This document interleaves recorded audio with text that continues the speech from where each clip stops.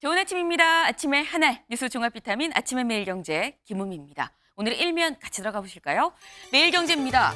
GPT의 진화, 눈, 입을 달았다. 네, GPT가 뭐야? 챗 GPT 아시죠? AI, 인공지능, 네, 이 컴퓨터입니다. 관련해서 뭘 물어보면 그동안 답을 쭈르륵 해서 신기하다 싶었었는데 여기에서 한 단계 더 진화된 GPT가 공개가 됐습니다.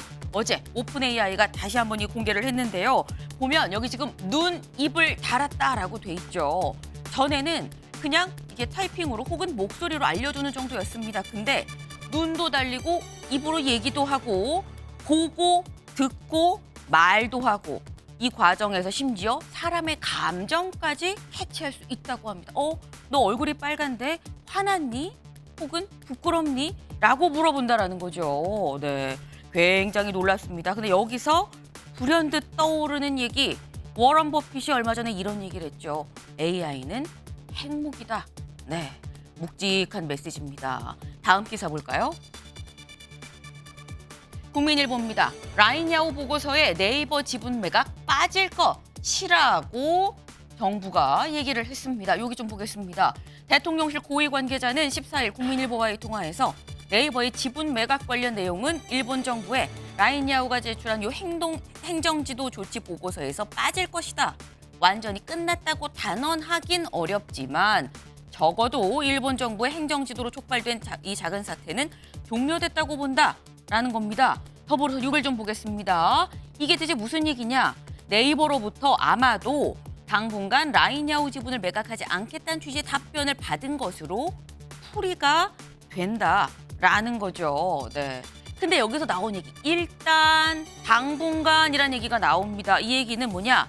네이버가 완전히 매각을 접기로 했다라는 걸로 볼 수는 없다라는 거죠. 어쩌면 요게 지나고 잠시 뒤에 나중엔 추후에 다시 지분 매각을 시도할지도 모른다라는 가능성이 좀 내포가 돼 있는 얘기입니다. 완전히 안심할 수는 없다. 네, 다음 기사 볼까요? 중앙일보입니다. 용산발 검찰 인사 태풍, 이원석 7초 침묵 항의. 네. 어제 이원석 검찰총장 출근길에 입을 열었습니다. 이걸 열었다고 표현을 해야 될까요? 기자들이 물어봤는데 여기에 대해서 7초 동안 침묵을 했다라는 거죠. 네. 근데 뭘 물었는데 얘기를 안 하고 꾹 닫고 있었다라는 건데 이 얘기는 그 인사가 조율된 건 아닌 것 같은데라는 생각이 듭니다. 관련해서 다음 기사까지 좀 이어보시죠. 동아일보입니다. 검찰총장 인사 늦춰달라. 법무장관 묵살. 네, 분명히 주말 동안에 박성재 법무부 장관과 이원석 검찰총장 만나서 얘기를 했다고 하는데 왜 침묵한 거야? 조율이 안 된 건가 싶었는데 보니까 이런 보도도 있습니다. 검찰총장이 주말에 인사를 늦춰주십시오 얘기를 했는데 법무부 장관이 이걸 묵살했다라는 거죠. 요 얘기 저희가 잠시 뒤에 대담으로 좀 짚어보겠습니다. 다음 기사 볼까요? 경향입니다. 미 중국산 전기차 관세 25%에서 100%. 네. 사실 얼마 전부터 계속해서 나오던 얘기입니다. 계속해서 얘기가 나왔는데 현지 시각으로 어제 직접 미국 정부가 발표를 했습니다. 중국산 전기차는 관세 25%에서 100%로 4배로 올립니다. 라고 얘기를 했습니다. 그 이유 불공정 무역에서 자국을 보호하겠다라는 취지인 건데 이게 우리랑 무슨 상관이냐? 상관이 있습니다. 중국 전기차가 관세를 물려서 미국 시장에서 안 나가면 그 시장에 우리 한국 차가 더 팔릴 수도 있는 거겠죠. 어쩌면 반사이익이 있을 수도 있다라는 겁니다. 하지만 또 이런 얘기도 있어요. 과연 중국 전기차가 미국 시장에서 얼마만큼 팔려서는 원래 얼마 팔리지 않았었으면 그 자리에 비집고 들어갈 공간도 그다지 크지 않은 거 아니냐라는 얘기가 같이 나옵니다. 같이 좀 생각을 해보셔야 될 것 같아요. 다음 기사 볼까요? 서울신문입니다. 남일 아닌 65세 이상 20명 중 1명 고독사입니다. 20명 중 1명이다. 65세 이상 20명 중 1명은 일본에서 지금 고독사를 받고 있다라는 얘기인 건데요.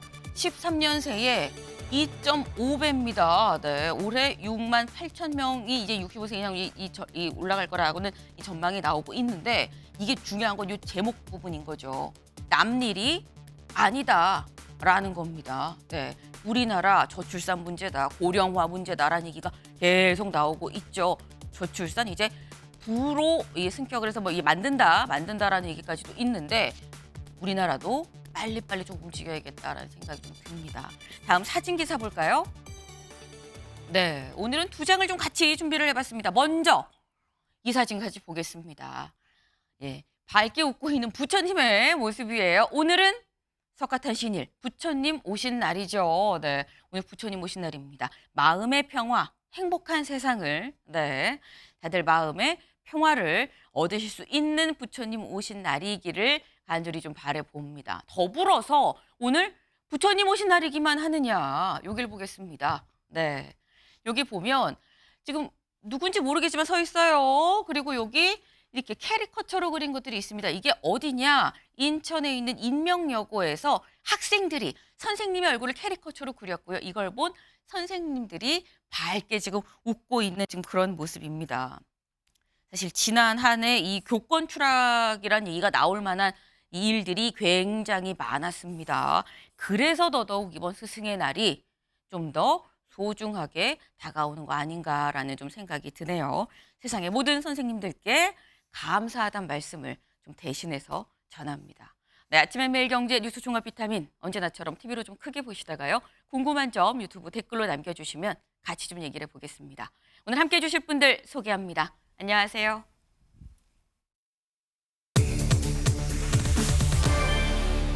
네, 보이는 손입니다. 보이지 않는 손이란 얘기는 보통 하는데 보이는 손이네요. 보겠습니다. 이번 휴가 중 당 쥐락펴락, 이에 병상정치입니다. 이재명 대표죠. 근데 지금 보니까 이건 녹색병원입니다. 이재명 대표 사실 서울대병원에 입원해 있다가 어제 퇴원을 했는데 이건 녹색병원, 그러니까 예전에 단식하고 들어갔을 때 그때 그 모습을 아마 자료로 지금 쓴 것 같습니다. 딱 요게 이 최근에 입원했던 서울대병원의 모습은 아니다라는 거 약간 좀 초췌해 보일 수도 있어 보입니다. 근데 일단 이재명 대표 병상 정치를 하는 거 아니냐, 이번 휴가 중에도 당을 쥐락펴락한다라는 게 제목입니다. 여길 좀 볼까요? 이재명 대표의 병상 정치. 왜 병상 정치라고 하느냐?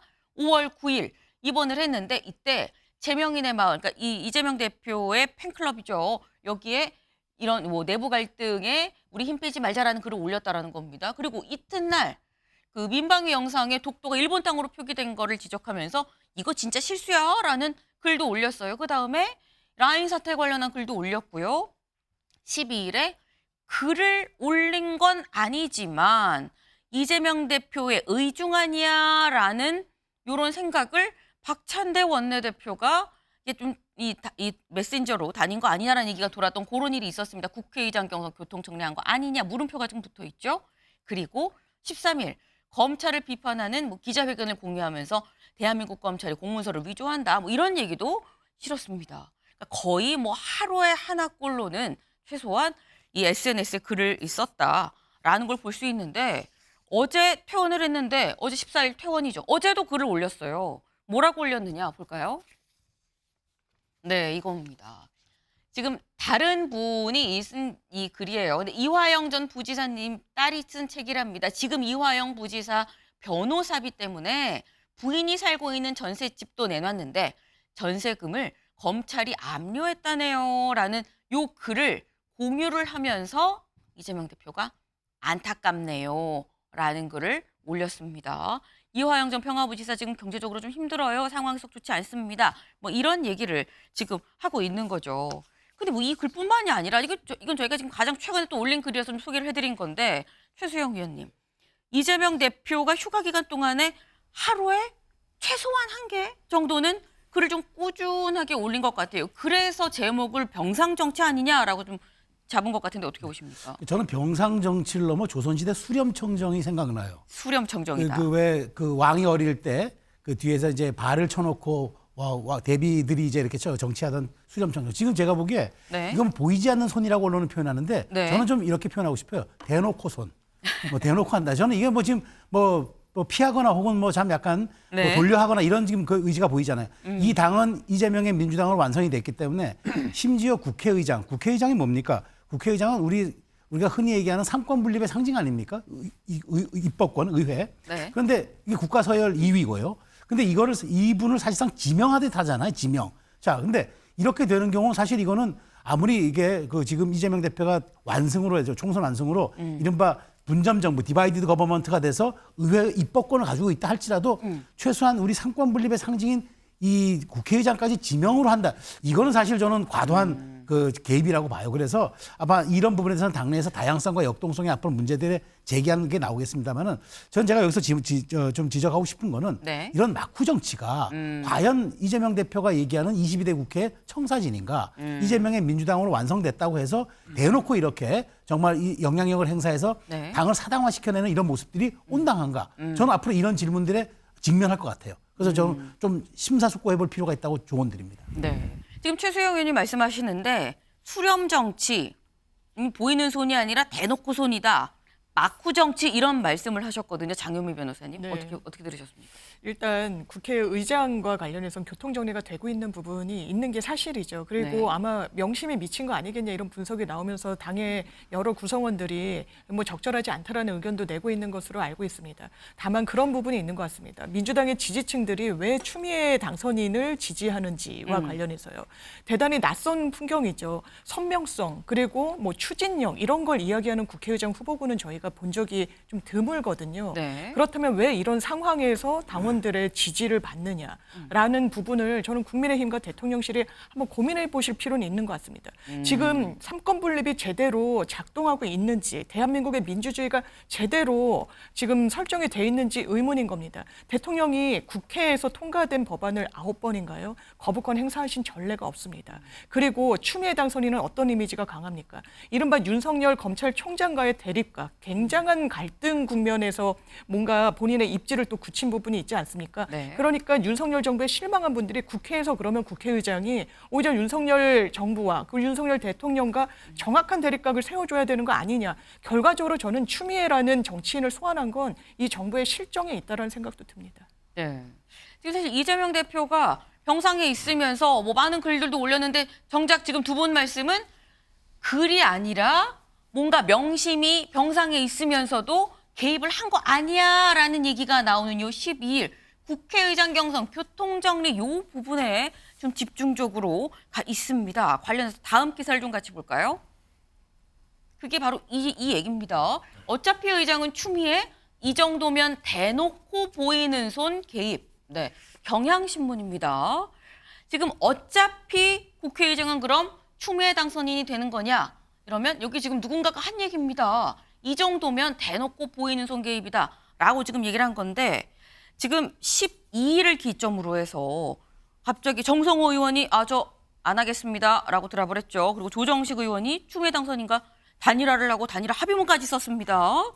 여기에 박찬대 원내대표가 뭔가 역할을 했다라는 얘기가 나왔었는데 박찬대 원내대표가 본인 의사를 얘기를 한 거겠느냐라고 해서 명심이냐 아니냐가 있었죠. 관련해서 내부에서 이런 얘기가 나옵니다. 들어보고 오실까요? 정말 이렇게 국회의장까지 친명으로 돼서 되겠냐라고 하는 걸 가지고 교통정리하는 것은 진심인 것 같아요. 그러나 어떻게 됐든 간에 국회의장까지도 이렇게 당심, 명심 이렇게 정리가 되는 것은 역대 처음인 것 같죠. 그래서 이런 것이야말로 삼권 분립의 한 축인 국회의 문제인데 여기에 당이 물론 당내 후보를 결정하는 과정입니다만 그런 것은 그렇게 바람직해 보이지는 않는다. 네. 지금 박수현 당선이 이렇게 얘기를 했습니다. 국회의장까지 당심 명심이 개입해서 정리가 되는 건 역대 처음이다. 당내 후보를 결정하는 과정이긴 하지만 삼권 분립의 한 축인 국회의 문제인데 이게 바람직해 보이진 않는다라는 게 박수현 당선인의 얘기인데 아까 기사로 좀 돌아가 볼까요? 네. 요런 얘기도 있습니다.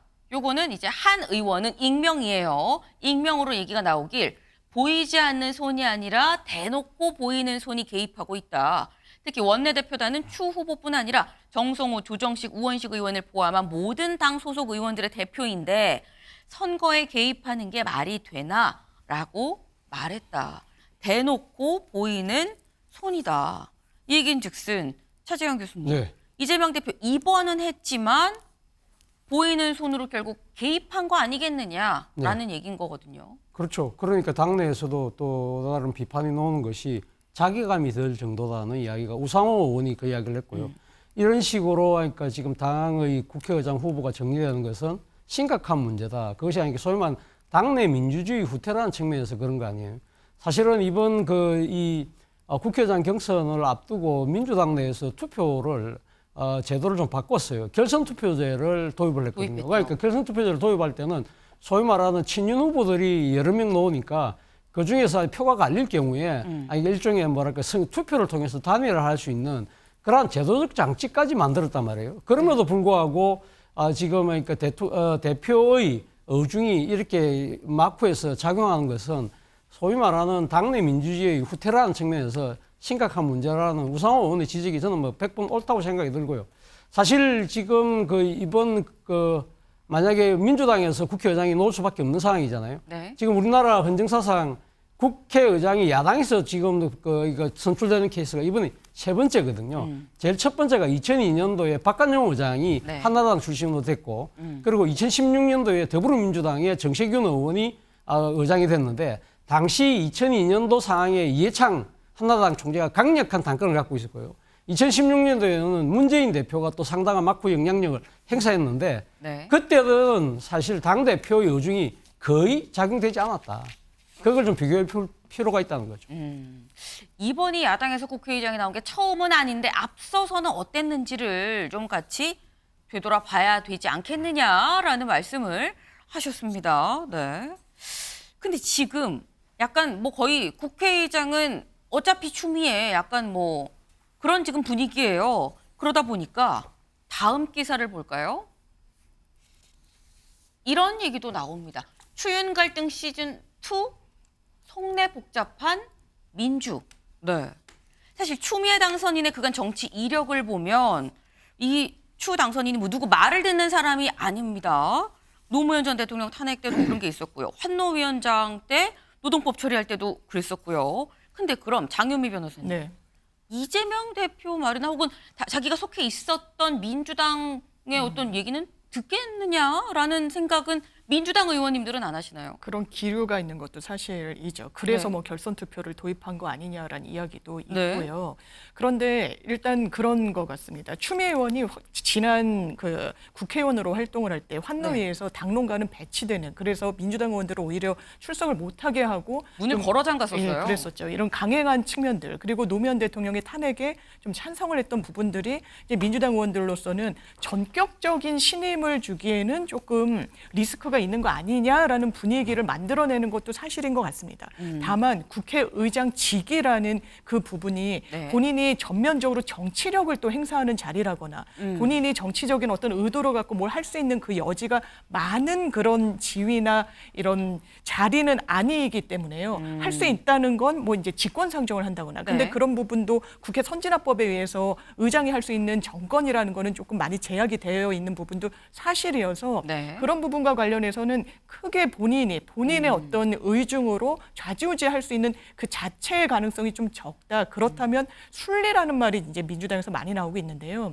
왜 순리라는 이야기가 나오냐면 이게 최다선 의원은 추미애 의원이 맞습니다. 조정식 후보는 이제 당선인은 일단 본인이 출마를 하지 않겠다고 했으니까요. 그리고 연장자예요. 제일 58년생으로 이제 후보군 중에는 제일 나이가 많고 또 여성 첫 국회의장을 했으면 상징성도 있어서 네. 이 부분이 이제 순리대로 하면 추미애 당선인이 아니겠느냐 이런 기류가 조금 더 짙어지고 있는 건 사실인 것 같습니다. 누구 말을 듣지 않은 어떤 본인의 생각 굉장히 확고한 그런 캐릭터 때문에 우려가 있는 것도 사실이지만 하지만 그럼에도 추미애 국회의장이 순리대로 한다면 될 만한 사람 아니겠느냐 자질 아니겠느냐라는 얘기가 좀 더 힘을 얻고 있다라는 말씀인데 여기 제목을 보면 추윤 갈등 시즌 2입니다. 추윤 갈등을 통해서 사실 윤석열 대통령이 만들어졌다라는 얘기도 나오기도 하죠. 이동석 의원님. 네. 국민의힘 입장에선 추미애 국회의장 어떻게 보십니까? 상당히 부담스러울 수밖에 없는 상황이 연출이 될 부담스럽다. 것이다. 네. 이런 예측이 굉장히 많이 나오고 있습니다. 사실 추미애 전 장관 같은 경우는 윤석열 대통령의 탄생 공신이다 이런 말이 굉장히 많지 않았습니까? 그런 의미에서 저는 이 부분을 지목해 봐야 될 것 같아요. 추미애 당선인 같은 경우는 이게 사실 국회의장직이라는 것은 사실 명예롭게 국회의원직을 마무리한다. 이런 성격이 짙지 않습니까? 네. 그런데 추미애 당선인 같은 경우는 결국 본인의 정치력을 가동해서 본인의 이후의 활동에 얼마나 막대한 영향을 끼칠 것인가. 결국 자기 정치를 할 수밖에 없다라는 그런 현실에 놓여 있다고 저는 생각을 해요. 그렇기 때문에 추미애 당선인이 계속해서 네. 지금 계속해서 내민 게 거부권 행사를 막아보겠다 이런 네. 거를 띄우지 않았습니까? 네. 결국 대통령과의 그런 갈등 양상에 있어서 계속적으로 이런 모습을 보인다면 결국 계속해서 국회와의 갈등 양상은 정부와의 대립 양상으로 비칠 수밖에 없는 거고요. 네. 사실 국회의장직이라는 것은 더불어민주당 소속이 아닙니다. 결국 추미애 당선인이 국회의장이 된다면 무소속 신분으로 국회의장이 되기 때문에 네. 결국 결국 조정자 역할을 하기 위해서 추미애 당선인이 어떤 행보를 보일 것인가 그 부분에 주목을 해봐야 될 것 같습니다. 네. 지금 이동석 의원의 얘기는 결국 추미애 당선이 통상 생각을 할 때 그렇게 순리대로 최다선의 연장자, 그럼 보통 국회의장하고 이제 정치를 이제 여의도에서 이제 나오는 그런 수순인 건데 그게 아니라 추미애 당선인도 뭔가 자기 정치를 위해서 그 다음을 생각하는 디딤돌로 생각하는 거 아니겠느냐라는 이런 얘기를 지금 했어요. 그래서 추이용 갈등은 더 비슷한 양상으로 좀 거세지지 않겠느냐라는 건데 지금 이런 여러 가지 지금 약간 우려 비슷한 얘기가 나오고 있습니다. 근데 그렇기 때문에 차재원 교수님 네. 뜻밖의 네. 우원식 의원은 지금 드랍하지 않고 지금 있는 상태거든요. 우원식 의원 표가 많이 나오는 거 아니냐, 침묵하는 다수가 있는 거 아니야라는 얘기도 있습니다. 어떻게 보세요? 뭐 그럴 가능성도 전혀 배제할 수는 없죠. 예를 들면 제 기억으로 2014년도에 네. 국회의장인 그때 새누리당이 일당이었어요. 그때 당시에 청와대에서 오더가 당시 항우여 전 대표를 밀으라는 오더가 나왔는데 네. 까보니까 당시 다코스였던 정의화 의장이 더블 스코어로 승리를 한 경우가 있었거든요. 네. 그렇기 때문에 뭐 이런 가능성을 전혀 배제할 수는 없다고 봅니다만 그럼에도 불구하고 지금 민주당의 당선인들을 분석해 봤을 때는 네. 거의 이 소위 말하는 이재명계의 의원들이 거의 절대 다수를 차지하고 있는 상황이고, 그리고 특히 무엇보다도 당의 강성 지지층인 개딸들이 지금 추미애 당선인을 강하게 밀고 있는 그런 상황이라고 한다면 거기서 벗어나서 자신의 소신대로 투표를 할 수 있을까라는 부분에 대해서는 저는 상당히 좀 고개가 갸웃거려지는 부분인데요. 가장 큰 문제가 바로 그거라는 것이죠. 지금 당내에서의 민주주의가 작동되지 않는 상황에 네. 지금 당내에서 공개적인 반발의 목소리가 나오지 않고 있다. 그러한 부분들을 봤을 때는 그 가능성 자체가 이변의 가능성이 저는 상대적으로 적다. 그것이 상당히 우려되는 점이다. 그런 점을 지적하고 싶습니다. 침묵하는 다수가 있다 그러면 다수 중에 한두 명이라도 목소리를 내야 되는데 어쩜 한 명도 없느냐 때문에 침묵하는 사람이 다수가 아닌 것 같다라는 지금 그런 말씀이에요. 네. 관련해서 오늘 만평이 있었습니다. 만평 같이 볼까요? 네, 이겁니다. 지금 누가 봐도 추미애 당선인이에요. 근데 몸이 지금 큰 탱크를 타고 있습니다. 민주 국회의장 후보 추미애 당선인 탱크다라고 지금 표현이 되는 것 같은데 뭐라고 얘기하느냐? 당심이 곧 명심이고 명심이 곧 민심이다. 나는 명심이고 민심도 얻었다. 근데 뒤에서 이제 홍준표 대구시장이 그 청년의 꿈에 이런 글을 달았었어요. 아, 추미애 당선인 국회의장 할 만하죠. 라는 글을 달았었는데 뒤에서 영차 좀 밀어주고 있다라는 거예요. 좀 요 밑에 와 하고 이 탱크가 혼자 가는 게 아니라 누가 이렇게 막 또 열심히 이고지고 가고 있는 모습이긴 합니다. 제목이 중립은 없다. 중립은 없다라는 거예요. 네.